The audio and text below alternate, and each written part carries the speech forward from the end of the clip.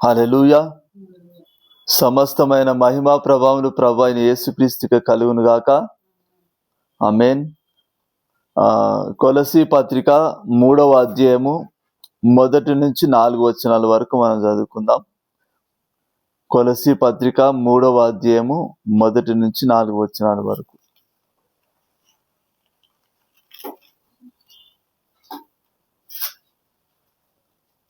కొలసీ పత్రిక 3వ అధ్యాయం 1 నుంచి 4 వరకు. మీరు క్రీస్తుతో కూడా లేపబడిన వారైతే పైనున్న వాటిని వెతుకుడి. అక్కడ క్రీస్తు దేవుని కృపాసనంలో కూర్చుని ఉన్నారు.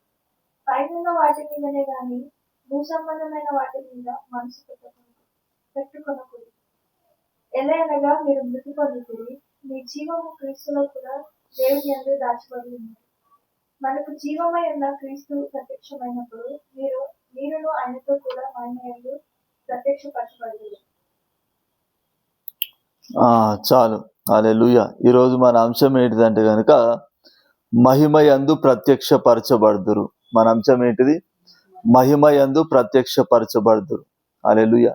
మరి మహిమ అంటే ఏంటిది? చాలా మంది ఏమనుకుంటారు అంటే ఖాళీ వెలుగు అని అనుకుంటారు. వెలుగు మాత్రమే కాదు. హల్లెలూయా. మహిమ అంటే ఏంటిదంటే కనుక మరి దేవుడు మనకిచ్చే ఆత్మ సంబంధమైన ఆశీర్వాదాలన్నీ కూడా మహిమ కిందికి వస్తాయి. హల్లెలూయా. మరి శాశ్వతమైన ఆనందము, శాశ్వతమైన జీవము, మరి ఇంకా దేవుడిచ్చే సింహాసనము, దేవుడిచ్చే బహుమానాలు, ఇవన్నీ కూడా మరి మహిమ కిందికి వస్తాయన్నమాట. హల్లెలూయా. ఇక్కడ మహిమయందు ప్రత్యక్ష పరచబడుదురు అంటే కనుక మరి దేవుడిచ్చిన ఆశీర్వాదాలన్నీ కూడా సంపాదించుకున్న వారుగా ఉంటారని అర్థం. హల్లెలూయా. ఇప్పుడు సృష్టి యావత్తు కూడా మరి దేనికోసం ఎదురు చూస్తుందంట? దేవుని కుమారుల ప్రత్యక్షత కొరకు ఎదురు చూస్తుందంట. హల్లెలూయా. మరి మనం అందరము ఎవరం? మనం అందరము దేవుని పిల్లలమేనా కాదా? దేవుని పిల్లలమే. హల్లెలూయా. అయితే సృష్టికి ఎలాంటి దేవుని పిల్లలు కావాలంటే కనుక మరి మహిమయందు ప్రత్యక్షపరచబడే దేవుని పిల్లలు కావాలి. హల్లెలూయా. అంటే మరి దేవుడిచ్చిన ఆశీర్వాదాలను పొందుకున్న దేవుని పిల్లలు కావాలి. హల్లెలూయా. దేవుడిచ్చిన మరి ఆ గొప్ప మహిమను పొందుకున్న దేవుని పిల్లలు కావాలి. హల్లెలూయా. మరి ఆ మహిమ గల దేవుని పిల్లల కొరకే సృష్టి యావత్తు ఎదురు చూస్తుంది. హల్లెలూయా. అంటే ఇప్పుడు మనం అందరం ఏం కావాలి? మహిమయందు ప్రత్యక్షపరచబడాలి. హల్లెలూయా. ఇక్కడ ఈ కొలసీ పత్రికలో మరి 3వ అధ్యాయంలో 1 నుంచి 4 వచనాల వరకు కూడా మనం చూసుకుంటే కనుక మరి మనం మహిమయందు ప్రత్యక్షపరచబడాలంటే మనం ఏం చేయాలనేది ఇక్కడ పౌలు భక్తుడు రాశాడు. హల్లెలూయా. మరి ఇక్కడ పౌలు భక్తుడు ఏం రాస్తున్నాడు? ఇక్కడ మీరు క్రీస్తుతో కూడా లేపబడిన వారైతే పైనున్న వాటినే వెదుకుడి, అక్కడ క్రీస్తు దేవుని కుడిపార్శ్వమున కూర్చొని ఉన్నాడు. హల్లెలూయా. ఇక్కడ ఏం చెప్తున్నాడు పౌలు భక్తుడు? మీరు క్రీస్తుతో కూడా లేపబడిన వారైతే. ఇప్పుడు మనం అందరం కూడా ఏంటిది? క్రీస్తుతో కూడా ఆత్మీయంగా లేపబడిన వారమే మనం అందరం కూడా. అవునా? హల్లెలూయా. నువ్వు బాప్టిజం తీసుకున్నప్పుడు మరి వాటర్ బాప్టిజం దేనికి గుర్తు? యేసు ప్రభు మరి నువ్వు నీళ్ళలో మునగడం ఏంటిది? యేసు ప్రభుతో పాటు పాపం విషయంలో చనిపోయినట్టు. హల్లెలూయా. నీళ్ళల్లో నుంచి తిరిగి లేపబడ్డం యేసు ప్రభుతో పాటు తిరిగి లేచినట్టు. హల్లెలూయా. అంటే మరి యేసు ప్రభునందు విశ్వాసం ఉంచిన తర్వాత, నువ్వు బాప్టిజం తీసుకున్న తర్వాత నువ్వేంటిది? యేసు ప్రభుతో పాటు మరి చనిపోయి తిరిగి లేచినావు. హల్లెలూయా. సో ఇప్పుడు మనం తిరిగి యేసు ప్రభుతో పాటు లేచిన వారం కాబట్టి ఇప్పుడు మనం మరి ఏం వెతకాలంట? మనము పైవాటిని వెతకాలంట. హల్లెలూయా. ఏం వెతకాలంట? మనము పైవాటిని వెతుకుడంట. పైవాటిని వెతకడం అంటే పరలోకంలో ఉన్న వాటిని వెతకడం. హల్లెలూయా. మరి దేవుడు మనకు మరి శ్రేష్టమైన స్వాస్థ్యమును ఎక్కడ దాచిపెట్టాడంటే దేవుడు పరలోకంలో దాచిపెట్టాడు. హల్లెలూయా. ఇక్కడ 1 పేతురు పత్రికలో 1వ అధ్యాయంలో మనం చూసుకుంటే కనుక 1 పేతురు పత్రిక 1వ అధ్యాయము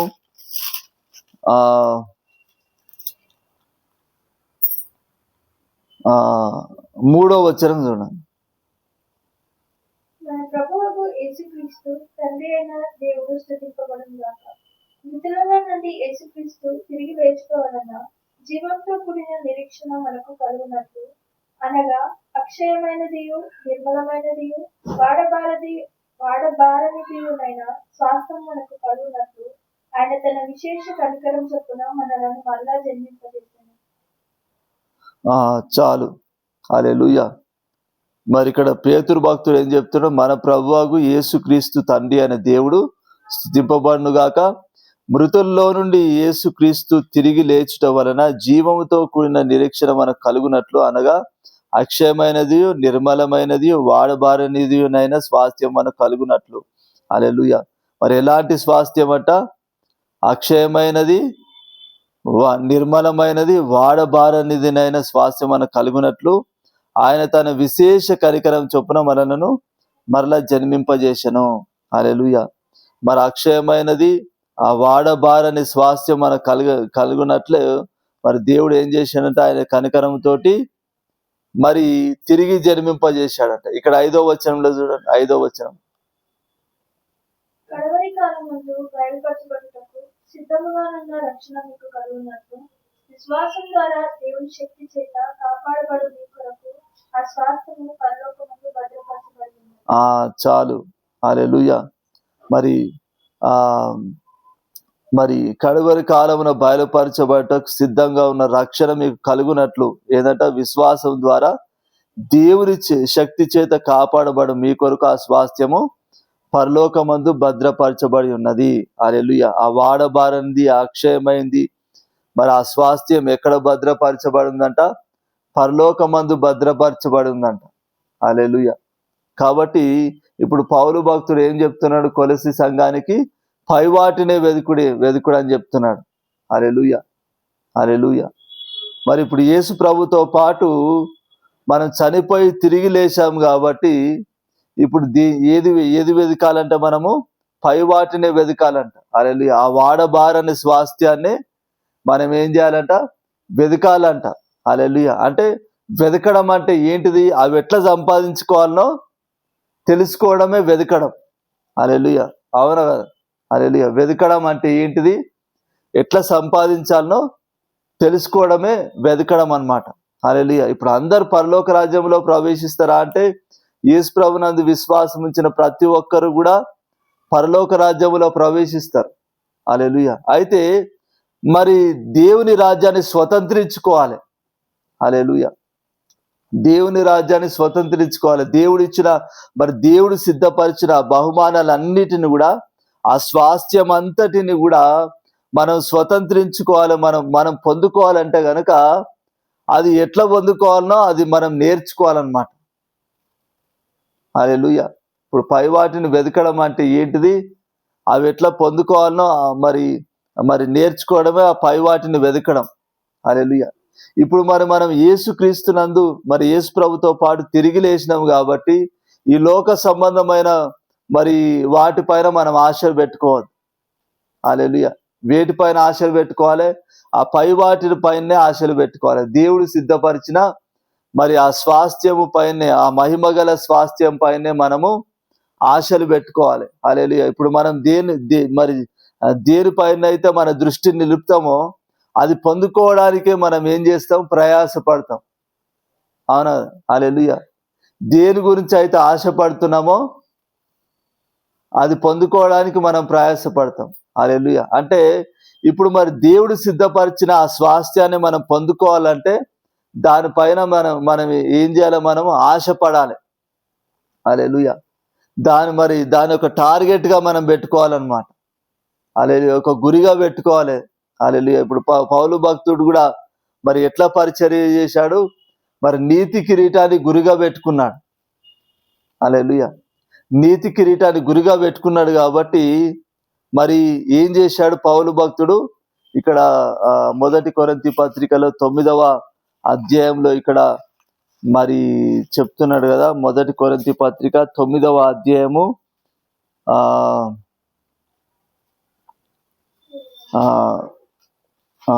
9వ అధ్యాయంలో 24వ వచనం నుంచి 27వ వచనం వరకు కన్యక రంగమందు పరిగెత్తు వారందరూ పరిగెత్తుదురు కానీ ఒక్కడే బహుమానం పొందునని మీకు తెలియదా? అటువలే మీరు బహుమానం పొందినట్లుగా పరిగెత్తి. మరియు 10 మంది పోరాడు ప్రతివాడు అన్ని విషయంలో ఎంతో నిజంగా ఉండను. వారు క్షేమకు కిరీటంను పొందుటకును, మనమైతే అక్షయమగు కిరీటం పొందుటకును నిజంగా ఉన్నాము. కాబట్టి నేను గురి చూడని వారి వలె పరిగెత్తు వారిని కాను. గాలిని కొట్టినట్లు నేను పోట్లాడుట లేదు గాని, ఒకవేళ ఇతరులకు ప్రకటించిన తర్వాత నేనే భ్రష్టుడనైపోదునేమో అని నా శరీరంలో నలగొట్టి దానిని లోపరుచుకొనిచున్నాను. చాలు. హల్లెలూయా. ఇక్కడ పౌలు భక్తుడు ఏం చెప్తున్నాడు? పందెపు రంగమందు పరిగెత్తు వారందరూ పరిగెత్తుదురు గాని ఒకడే బహుమానము పొందునని మీకు తెలియదా? అటువలే మీరు బహుమానం పొందినట్లు పరిగెత్తుడి. హల్లెలూయా. పందెపు రంగంలో అందరు పరిగెత్తుతారంట, కానీ ఎంతమంది పొందుకుంటారంట? ఒకడే బహుమానం పొందుకుంటాడంట. హల్లెలూయా. అయితే మరి పౌలు భక్తుడు ఏం చెప్తున్నాడు ఇక్కడ? బహుమానం పొందినట్లు పరిగెత్తుడి అంటున్నాడు. హల్లెలూయా. తర్వాత 25వ వచనంలో ఏం చెప్తున్నాడు? 10 మంది పోరాడు ప్రతివాడు అన్ని విషయముల యందు మితముగా ఉండును. హల్లెలూయా. ఆ పందెంలో మరి పోరాడే ప్రతివాడు కూడా ఏం చేస్తాడు? మంచిగా ట్రైనింగ్ తీసుకుంటాడు, మంచిగా సిద్ధపడతాడు ముందే. హల్లెలూయా. ఆ బహుమానాన్ని నేను ఎట్లా సంపాదించుకోవాలి, ఎట్లా ఫస్ట్ రావాలనో మరి ముందే ఆ పందెపు రంగంలో మరి పోటీ చేసేవాడు ఏం చేస్తాడు? ముందే ప్రాక్టీస్ చేస్తాడు బాగా. హల్లెలూయా. ముందే ప్రాక్టీస్ చేసి తర్వాత ఆ పందెపు రంగంలోకి వెళ్ళి తర్వాత ఏం చేస్తాడు? ఆ బహుమానాన్ని సంపాదించుకుంటాడు. హల్లెలూయా. అలాగనే ఇక్కడ పౌలు భక్తుడు ఏం చేస్తున్నాడు? వారేమో క్షేమగు కిరీటమును పొందుటకును, మనమైతే అక్షయమగు కిరీటమును పొందుటకును మితముగా ఉన్నాము. హల్లెలూయా. పందెపు రంగంలో ఉన్నవారేమో క్షయమైన కిరీటాన్ని, క్షయమైన బహుమానాన్ని పొందుకోవడానికి మరి మితముగా ఉన్నారు. అంటే మరి అన్ని విషయాల్లో కూడా మరి ప్రాక్టీస్ చేశారు. హల్లెలూయా. అయితే మరి మనము దేని కొరకంట? అక్షయమైన కిరీటం పొందుకోవడానికి మరి మనం కూడా మితముగా ఉన్నామంటున్నాను. కాబట్టి ఇక్కడ తర్వాత ఏమంటారు? కాబట్టి నేను గురి చూడని వాని వలె పరిగెత్తు వాడను కాను. హల్లెలూయా. మరి పౌలు ఏం చెప్తున్నాడు ఇక్కడ? గురి చూడని వాని వలె పరిగెత్తు వాడను కాదంటున్నాడు. హల్లెలూయా. తర్వాత ఏమంటున్నాడు? గాలిని కొట్టినట్టు నేను పోట్లాడటం లేదు కానీ, ఒకవేళ ఇతరులకు ప్రకటించిన తర్వాత నేనే భ్రష్టుడనైపోదునేమో అని నా శరీరమును నలుగగొట్టి దాన్ని లోపరుచుకొనుచున్నాను. హల్లెలూయా. ఇక్కడ ఏం చెప్తున్నాడు? మరి గాలికి కొట్టినట్టు మరి పోరాడట్లేదంట, కానీ ఒకవేళ ఇతరులకు ప్రకటించిన తర్వాత నేనే భ్రష్టుడని అయిపోతునేమో అని చెప్పి ఏం చేస్తున్నట? నా శరీరంను నలుగగొట్టి దాన్ని లోపరుచుకొనుచున్నాను అంటున్నాడు. హల్లెలూయా. అంటే శరీరంను నలుగగొట్టడం అంటే ఏంటిది? శరీర సంబంధమైన క్రియలన్నీ కూడా చంపుకోవడం. హల్లెలూయా. చంపుకొని మరి మనసును స్వాధీనపరచుకోవడం. హల్లెలూయా. మరి ఆ సామెతలో సొలొమోను అంటాడు కదా, పట్టణం పట్టుకోవడం కంటే మనసును పట్టుకోవడం మేలు అంటాడు. హల్లెలూయా. ఎందుకంటే మనసును పట్టుకోవడం చాలా కష్టం. హల్లెలూయా. కానీ దాన్ని పట్టుకున్నావంటే నీ జీవితాన్ని నువ్వు సరి అయిన రీతిలో నువ్వు మార్చుకోగలుగుతావు. హల్లెలూయా. మన జీవితాన్ని సరి అయిన రీతిలో పెట్టుకోవాలంటే మన మనసును మనం పట్టుకోవాలి. హల్లెలూయా. మన మనసును మనం స్వాధీనపరచుకోకపోతే కనుక మరి ఎలాంటి ఆశీర్వాదాలు మనం పొందుకోలేము మనం. అరే ఇప్పుడు సొలొమోను కూడా ఎందుకు మరి దేవుడు ఇచ్చిన ఆశీర్వాదాన్ని ఎందుకు ఆయన పోగొట్టుకున్నాడు? ఆయన హృదయాన్ని స్వాధీనపరచుకోలేదంట. హల్లెలూయా. ప్రసంగ గ్రంథంలో 2వ అధ్యాయంలో చెప్తాడు కదా, నా కంటిని నిర్బంధించలేదు, నా హృదయం ఆశించింది దేన్ని కూడా నేను చేయకుండా ఉండలేదంటాడు. హల్లెలూయా. తర్వాత ఏమంటాడు? అంతా వ్యర్థమే అంటాడు. హల్లెలూయా. అంటే ఆయన హృదయానికి నచ్చింది చేసిండు, కానీ ఏది కూడా ఆయనకు సమాధానాన్ని ఇవ్వలేదు, ఏది కూడా ఆయనకు సంతోషాన్ని ఇవ్వలేదు. హల్లెలూయా. అంటే మన హృదయానికి మరి మన మనసుకు నచ్చింది మనం చేసుకుంటా పోతే మనకు సమాధానం దొరకదు. హల్లెలూయా. మన మనసును మనం కంట్రోల్లో పెట్టుకున్నప్పుడే మరి మన జీవితాన్ని మరి సరి అయిన రీతిలో మనం పెట్టుకోగలుగుతాం. హల్లెలూయా. కాబట్టి ఇక్కడ పౌలు భక్తుడు ఏం చెప్తున్నాడు ఇక్కడ? మరి నేను గురి చూడని వాని వలె నేను పరిగెత్తుతలేను కానీ, మరి ఒకవేళ బోధించిన తర్వాత నేనే భ్రష్టుడని అయిపోతానేమో అని చెప్పి ఏం చేస్తున్నాడంట? మరి శరీరమును నలుగగొట్టుకొని దాన్ని లోపరుచుకొనుచున్నానంటున్నాడు. హల్లెలూయా. మరి ఎందుకు పౌలు భక్తుడు శరీరమును నలుగగొట్టుకొని దాన్ని లోపరుచుకుంటున్నాడు అంటే గనుక ఆయనకు ఒక గురి ఉంది. హల్లెలూయా. మరి ఆయనకున్న గురి ఏంటంటే గనుక నీతి కిరీటం. హల్లెలూయా. మరి 2 తిమోతి పత్రికలో 4వ అధ్యాయంలో ఉంటది. హల్లెలూయా. 2 తిమోతి పత్రిక 4వ అధ్యాయంలో మనం చూసుకుంటే గనుక 2 తిమోతి పత్రిక 4వ అధ్యాయము 8వ వచనం చూడండి. ఇక మీదట నా కొరకు నీతి కిరీటం ఉంచబడి ఉన్నది. ఆ, ఆ దినమందు నీతిగల న్యాయాధిపతి అయిన ప్రభు అది నాకు మాత్రమే కాకుండా తన ప్రత్యక్షతను అపేక్షించే వారందరికీ అనుగ్రహించును. చాలు. హల్లెలూయా. ఇక్కడ పౌలు భక్తుడు ఏమంటున్నాడు, ఇక మీదట నా కొరకు నీతి కిరీటం ఉంచబడి ఉన్నది అంటున్నాడు. హల్లెలూయా. ఆ దినమందు నీతి గల న్యాయాధిపతి అయిన ప్రభు అది నాకు మాత్రమే కాకుండా తన ప్రత్యక్షతను అపేక్షించి వారికి అందరికీ, అంటే మరి యేసు ప్రభు రాకడ గురించి ఎదురు చూస్తున్న వారికి అందరికి కూడా ఆ నీతి కిరీటం అనుగ్రహింపబడుతుందంట. హల్లెలూయా. అంటే మరి పౌలుకున్న గురి ఏందంటే గనుక మరి ఆ నీతి కిరీటం. హల్లెలూయా. ఆ నీతి కిరీటమును గురిగా పెట్టుకొని పౌలు ఏం చేశాడు, తన శరీర క్రియలన్నీ కూడా నలుగగొట్టుకున్నాడు. హల్లెలూయా. తన స్వభావమును, తన మనసును ఏం చేశాడు, స్వాధీనపరుచుకున్నాడు. హల్లెలూయా. అంటే మరి ఈ లోక సంబంధమైన క్రియలు మనం కలిగి ఉండొద్దు అంటే గనుక మరి ఆ పైవాటి పైన మనం మనసు పెట్టుకున్నప్పుడే మనం ఏం చేస్తాము, ఈ లోక సంబంధమైన క్రియలన్నీ కూడా మనం ఏం చేస్తాము, నలుగగొట్టుకుంటాం. హల్లెలూయా. మనం ఈ లోక సంబంధమైన వాటిపైన మనసు పెట్టుకుంటే గనుక ఈ లోక సంబంధమైన ఏం చేస్తాయి, మనల్ని పాపం చేపిస్తాయి.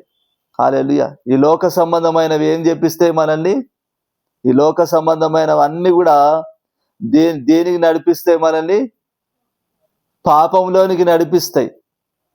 హల్లెలూయా. ఇక్కడనే ఇదే 2 తిమోతి పత్రికలో మనం చూసుకుంటే కనుక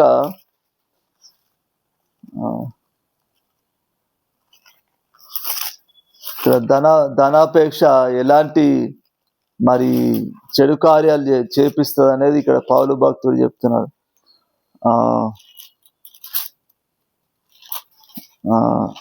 2 తిమోతి కాదు, 1 తిమోతి పత్రిక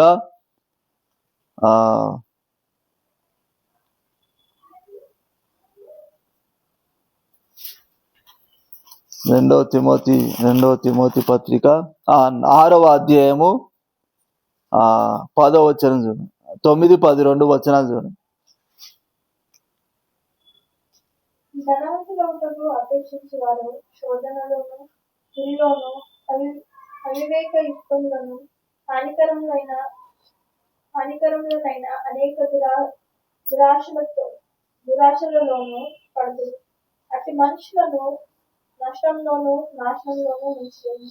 ఎందుకనగా ధనాపేక్ష సమస్తమైన కీడులకు మూలం. కొందరు దానిని ఆశించి విశ్వాసం నుండి తొలగిపోయి నానా బాధలతో తమను తామే పొడుచుకున్నారు. చాలు. హల్లెలూయా. ఈ లోకరీతి ధనాపేక్ష మరి కలిగిన వారికి మరి ఎలాంటి శోధనలు, ఎలాంటి ఇబ్బందులు ఎదురవుతున్నాయని చెప్పి పౌలు భక్తుడు ఇక్కడ చెప్తున్నాడు. హల్లెలూయా. మరి ధనవంతులగుటకు అపేక్షించి వారు ఏమవుతున్నారంట, శోధనలలోను, ఉరిలోను, అవివేక యుక్తములను, హానికరములనైన అనేక దురాశల్లోనూ పడుదురు. హల్లెలూయా. అంటే ఈ లోకరీతిగా ధనమును సంపాదించుకోవడం కోసము ప్రయాసపడేవారు ఏం చేస్తారట, శోధనలలో. హల్లెలూయా. శోధనలలో అంటే ఇది ఎలాంటి శోధన, మరి ఇది ఒక పరీక్ష అన్నమాట. హల్లెలూయా. మరి పాపం అనే శోధన ఇది. హల్లెలూయా. హల్లెలూయా. ధనాపేక్ష కలిగిన వారు శోధనలో పడుతున్నారంట, ఉరిలో పడుతున్నారంట. హల్లెలూయా. అంటే ఈ ఉరేంటిది, పాపమే.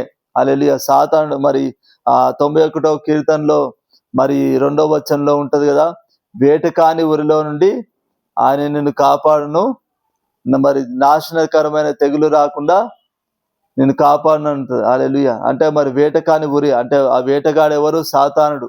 హల్లెలూయా.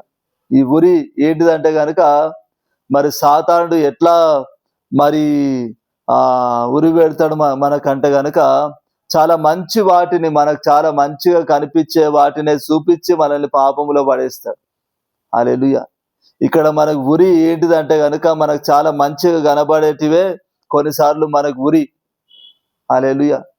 అది చాలా మంచిదని చెప్పి అనుకుంటాం, కానీ అది పొందుకున్న తర్వాత మరి ఎలాంటి ఇంకా ఇబ్బందులు ఎదురైతాయో మనకు తెలియదు. హల్లెలూయా. ఇప్పుడు అవ్వను కూడా సాతానుడు ఎట్లా పడేశాడు, ఆ పండు తింటే మీరు దేవతలు అయిపోతారని చెప్పాడు. హల్లెలూయా. ఇప్పుడు ఎవరికైనా కానీ మంచి పొజిషన్లో ఉండాలని ఉంటుంది, కానీ మరి చాలా తక్కువ పొజిషన్లో ఉండాలని ఎవరికైనా ఉంటుందా? ఎవరికి ఉండదు. అవునా కదా? ఇప్పుడు సాతానుడు ఏం చెప్పాడు అవ్వతోటి, మీరు దేవతలు అవుతారని చెప్పాడు. హల్లెలూయా. దేవతలు అవుతారని చెప్పాడు అంటే మంచి మాటనే చెప్పిండు సాతానుడు అవ్వకు. హల్లెలూయా. అది ఆ మాట మంచిగా అనిపించింది. హల్లెలూయా. తర్వాత ఆ పండును చూసిన తర్వాత ఆ పండు కూడా ఎట్లా అనిపించింది అవ్వకి, తినడానికి చాలా రమ్యమైందిగా, తినడానికి చాలా మంచిదిగా కనిపించింది. హల్లెలూయా. కనిపించింది, చాలా మంచిగా కనిపించింది, కానీ అది తిన్న తర్వాత ఏమైపోయింది? అంతా రివర్స్. హల్లెలూయా. ఆశీర్వాదం పోయి ఏమైపోయింది? వాళ్ళకి శాపం వచ్చేసింది. హల్లెలూయా. అది కనిపించింది మంచిదే, మంచిగా కనిపించింది, తినడానికి చాలా రుచికరంగా కనిపించింది. హల్లెలూయా. అది తింటే దేవతలు అవుతారని చెప్పి సాతాను చెప్పాడు. హల్లెలూయా. అంటే మరి అంతా మంచిగా అనిపించింది, కానీ అది తిన్న తర్వాత ఏమైపోయింది? శాపం కొని తెచ్చుకుంది. హల్లెలూయా. అంటే మరి సాతానుడు ఎట్లా మరి ఉరి పెడతాడు మనకంటే కనుక, ఎట్లా పాపంలో పడేస్తాడంటే కనుక మనకు చాలా మంచి ఉన్న వాటినే సాతానుడు చూపిస్తాడు. హల్లెలూయా. మంచిగా కనిపించే వాటినే చూపించి ఏం చేస్తాడు? మనని మోసం. వానికి తెలుసు అది పొందుకుంటే ఏం జరుగుతుందో వానికి తెలుసు. హల్లెలూయా.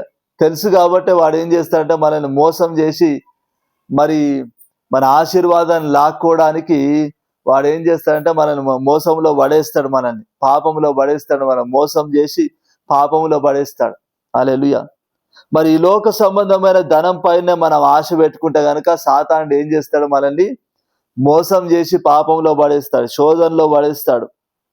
హల్లెలూయా. ఇంకా అవివేకయుక్తంలో హానికరములైన అనేక దురాశల్లో పడుదురు అంటున్నాడు. హల్లెలూయా. ఇంకేమంటారు? అట్టి మనుషులను నష్టంలోను నాశనంలోను ముంచివేయును. హల్లెలూయా.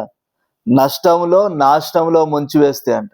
హల్లెలూయా. అంటే ఈ లోకరీతిగా నువ్వు ధనాన్ని సంపాదించుకోవచ్చు, మోసం చేసో ఏదో ఒకటి చేసి ధనాన్ని సంపాదించుకోవచ్చు, కానీ ఆత్మీయంగా ఏం కోల్పోతా ఉంటారు? శాశ్వతమైన ధనాన్ని కోల్పోతారు. అవునా? హల్లెలూయా. యేసు ప్రభు మరి ఒక ధనవంతుడు మరి మంచిగా పంట పండించి ఏం చేసిండంట?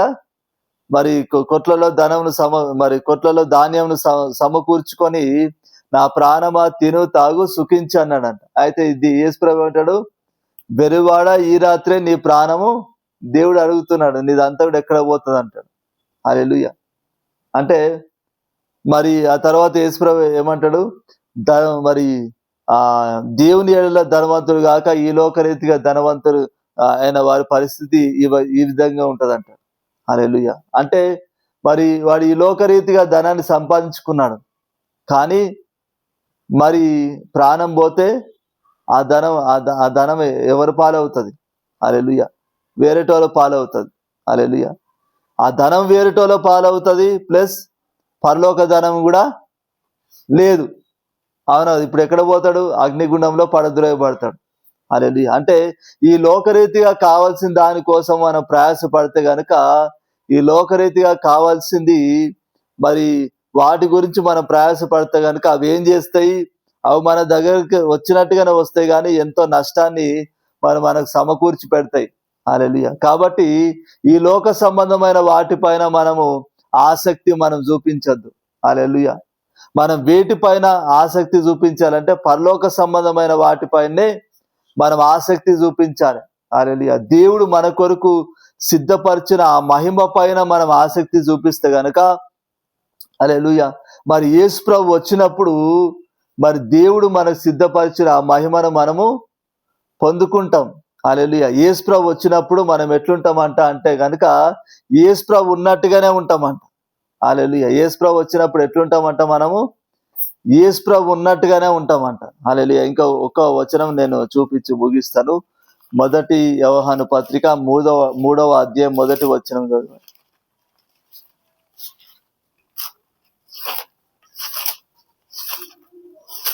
ఆయన యందు ఈ నిరీక్షణ పెట్టుకొని ఉన్న ప్రతి వాడును ఆయన పవిత్రుడై ఉన్నట్లుగా తను మూడవ అధ్యాయం మొదటి వచనం. మనము దేవుని పిల్లలమని పిలువబడినట్లు తండ్రి మనకి ఎట్టి ప్రేమ అనుగ్రహించిన చూడు. మనం దేవుని పిల్లలను ఈ యేసు చేత లోకం మనలను ఎరగదు, ఏలే అనగా అది ఆయనను ఎరగలేదు. రెండవ వచనం. ప్రియులారా, ఇప్పుడు మనం దేవుని పిల్లలమై ఉన్నాము, మనం ఇంకా ఏమవుతుందో అది ఇంకా ప్రత్యక్షపరచబడలేదు, కానీ ఆయన ప్రత్యక్షమైనప్పుడు ఆయన ఉన్నట్లుగానే ఆయన చూపును కనుక ఆయనను పోలి ఉండమని ఎరుగుదము. చాలు, హల్లెలూయా. ఇప్పుడు మనం దేవుని పిల్లలము అయితే మరి ఇంకా మరి ఏమవుతామో అది ప్రత్యక్షపరచబడలేదు, కానీ ఏమంటున్నాడు ఇక్కడ, ఆయన ప్రత్యక్షమైనప్పుడు అంటే మరి యేసు ప్రభు మరి వచ్చినప్పుడు ఆయన ఏ విధంగా ఉన్నాడో మరి మనం కూడా ఆ విధంగానే ఉంటామంట, ఆయనను పోలి ఉంటామంట. హల్లెలూయా. అంటే ఆయనకు మనకి ఏ మాత్రం కూడా మరి డిఫరెన్స్ అనేది ఉండదన్నమాట. హల్లెలూయా. ఇప్పుడు మరి మనము పరలోక రాజ్యానికి వారసులము. ఎవరితో కూడా వారసులం అంటే క్రీస్తు తోడి వారసులం అంట. హల్లెలూయా. అంటే యేసు ప్రభు ఎంత అధికారం కలిగిన వాడుగా ఉంటాడో, హల్లెలూయా, మనం కూడా యేసు ప్రభు వచ్చినప్పుడు అంత అధికారం కలిగిన వారంగా మనం కూడా ఉండాలి. హల్లెలూయా. యేసు ప్రభు ఎలాంటి వాడుగా ఉన్నాడో అలాంటి వారంగా మనం కూడా యేసు ప్రభు వచ్చినప్పుడు అలాంటి వారంగా మనం కనబడాలి. హల్లెలూయా. మరి యేసు ప్రభు వచ్చినప్పుడు అలాంటి వారంగా మనం ఉండాలి. యేసు ప్రభు పొందుకున్న అధికారాన్ని మనం కూడా పొందుకోవాలి. హల్లెలూయా. అంటే గనుక మరి దేవుడు సిద్ధపరిచిన ఆ అధికారం పైనే మనం దృష్టి నిలపాలి. దేవుడు సిద్ధపరిచిన ఆ మహిమ పైన మనం దృష్టి నిలిపినప్పుడే దాని కొరకు మనం ప్రయాసపడతాం. హల్లెలూయా. మనం ఈ లోక సంబంధమైన పాపములో పడిపోవద్దంటే, ఈ లోక సంబంధమైన క్రియలన్నీ కూడా మనం విడిచిపెట్టాలంటే చాలా ఈజీ. హల్లెలూయా. దేవుడు సిద్ధపరిచిన మహిమ పైన మనము దృష్టి పెడితే గనుక మరి ఈ లోక సంబంధమైన మరి క్రియలు మనం కలిగి ఉండం, ఈ లోక సంబంధమైన వాటిపైన మనం ఆశ కలిగి ఉండం. హల్లెలూయా. మరి ఈ లోక సంబంధమైన వాటిపైన ఆశ కలిగి ఉండకుండా మరి పరలోక సంబంధమైన వాటి కొరకు మనం ప్రయాసపడి దాన్ని పొందుకుంటాం. హల్లెలూయా. ఇప్పుడు పరలోక సంబంధమైన మహిమను మనం పొందుకోవాలంటే మహిమ యందు ప్రత్యక్షపరచబడాలి యేసుక్రీస్తు వచ్చినప్పుడు. అంటే గనుక మరి ఆ మహిమ పైన మనం ఆసక్తి కలిగి ఉండాలి. హల్లెలూయా. ఆ మహిమ పైన మనం ఆసక్తి కలిగి ఉండాలి. ఆ మహిమ పైన మనం ఎప్పుడైతే ఆసక్తి కలిగి ఉంటామో అప్పుడు ఆ మహిమ కొరకు మనం ప్రయాసపడతాం ఈ లోకంలో. హల్లెలూయా. మనం ఎప్పుడైతే ఆ మహిమ కొరకు ప్రయాసపడతామో అప్పుడు ఆ మహిమను పొందుకొని యేసు ప్రభు వచ్చినప్పుడు యేసు ప్రభు ఉన్నట్టుగానే మనం కనబడతాం. హల్లెలూయా. నువ్వు ఆ మహిమ పైన నువ్వు ఆసక్తి పెట్టుకోకుండా ఈ లోక సంబంధమైన వాటిపైన నువ్వు ఆసక్తి పెట్టుకుంటే కనుక ఈ లోక సంబంధమైన నిన్నేం చేస్తాయి? మోసం చేస్తాయి. హల్లెలూయా. పాపములో పడేస్తాయి, మోసం చేస్తాయి. హల్లెలూయా. ఈ లోక సంబంధమైనవి దేవుడు మనకిస్తాడు, ఇవ్వడానికి కాదు. హల్లెలూయా. యేసు ప్రభు ఏం చెప్పాడు? మీరు నా నీతిని రాజ్యాన్ని వెతకండి, అప్పుడు కావలసినవన్నీ కూడా మీకు అనుగ్రహింపబడతాయని చెప్పాడు. హల్లెలూయా. మనం దేవుని నీతిని రాజ్యాన్ని వెతుకుతున్నప్పుడు, పైనున్న వాటిని మనం వెతుకుతున్నప్పుడు ఇక్కడ బ్రతుకున్నంత వరకు మనకు కావలసినవన్నీ కూడా దేవుడు మనకు అనుగ్రహిస్తాడు. హల్లెలూయా. అయితే నువ్వు పైనున్న వాటిని వెతకకుండా ఈ లోక సంబంధమైన వాటిని వెతికితే గనక ఇవేం చేస్తాయి? నేను మోసం చేస్తాయి, పాపంలో పడేస్తాయి. హల్లెలూయా. కాబట్టి ఇప్పుడు మనం ఏ సంబంధులం? మనము పరలోక సంబంధులం. మన పౌరసత్వం ఎక్కడుందంట? మన పౌరసత్వం ఎక్కడుంది? పరలోకంలో ఉంది మన పౌరసత్వం. హల్లెలూయా. యేసు ప్రభు చనిపోయి తిరిగి లేచి మరి పరలోకంలో ఉన్నాడు కాబట్టి మరి యేసు ప్రభుతో పాటు మనం చనిపోయి తిరిగి లేచిన వారం కాబట్టి ఇప్పుడు మనం దేనికి మరి ఏది వెతకాలి? పై వాటినే మనం వెతకాలి. దేవుడు మనకు సిద్ధపరిచిన బహుమానాలను, దేవుడు మనకు సిద్ధపరిచిన ఆ మహిమనే మరి ఆ మహిమ పైననే మనం ఆసక్తి కలిగి ఆ మహిమ కొరకే ప్రయాసపడాలి. హల్లెలూయా. దేవుడి వాక్యాన్ని ఫలింపజేయును గాక. ఆమేన్. ప్రార్థన చేసుకుందాం. కళ్ళు మూసుకున్నట్లయితే. కృపా కనికరం గల మా ప్రభా యేసయ్య, అదిగో తండ్రి దేవా, మరి నువ్వు మాతో మాట్లాడినందుకు వందనాలు ప్రభా యేసు తండ్రి దేవాయిసేదిగో ప్రభా మరి నువ్వు సెలవిచ్చావు ప్రభా తండ్రి, మహిమ యందు ప్రత్యక్షపరచబడుతుందని చెప్పి నువ్వు సెలవిచ్చావు ప్రభా. యేసే ఇదిగో తండ్రి, ఇదిగో ప్రభా మరి నువ్వు పొందుకున్న మహిమను తండ్రి మరి మేము ఎప్పుడు పొందుకుంటాము ప్రభా తండ్రి. యేసే ఇదిగో ప్రభా నువ్వు సిద్ధపరిచిన మహిమను మేము ఎప్పుడు పొందుకుంటామంటే గనుక ప్రభా యేసే ఇదిగో తండ్రి, ఆ మహిమ పైన మేము ఆసక్తి కలిగి ఉన్నప్పుడే ప్రభా తండ్రి. దేవాయిసేదిగో తండ్రి, ఆ మహిమ పైన ఎప్పుడైతే మేము ఆసక్తి కలిగి ఉంటామో ప్రభా యేసే ఇదిగో తండ్రి, ఆ మహిమ కొరకు ప్రయాసపడి ప్రభా తండ్రి దాన్ని పొందుకుంటాం ప్రభా తండ్రి. యేసే ఇదిగో తండ్రి మరి పౌలు వారి ప్రభా శరీర క్రియలన్నీ కూడా నలుగగొట్టుకుంటాం తండ్రి. కాబట్టి ప్రభా మరి మేమందరం కూడా ప్రభా తండ్రి దేవ మరి ఈ లోక సంబంధమైన వాటిపైన తను మరి మేము ఆశ పెట్టుకోవడానికి వీల్లేదు ప్రభా తండ్రి. పరలోక సంబంధమైన వాటిపైనే తండ్రి నీవు సిద్ధపరిచిన ఆ మహిమ పైననే ప్రభా తండ్రి మేము ఆసక్తి కలిగిన వారంగా ఉండులావున తండ్రి మీరు సహాయం చేయమని ప్రార్థిస్తున్నాం ప్రభా. యేసునామమున ప్రార్థిస్తున్నాం తండ్రి. ఆమేన్. ఆమేన్.